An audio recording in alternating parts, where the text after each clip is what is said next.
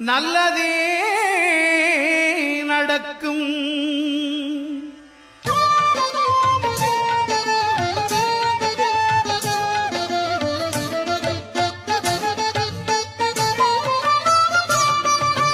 9 கோளும் ஒன்றாய் காண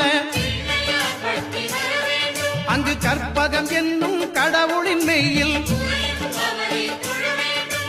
9 கோளும் ஒன்றாய் காண அங்கு கற்பகம் என்னும் கடவுளின் மெய்யில் சூரியன் முதலாய் 9 கிரகமும் பலவித குணங்களை கொண்டிருக்கும். எங்கள் கற்பக தருவில் அவை வரும்போது ஒன்றாய் சேர்ந்து பலனளிக்கும்.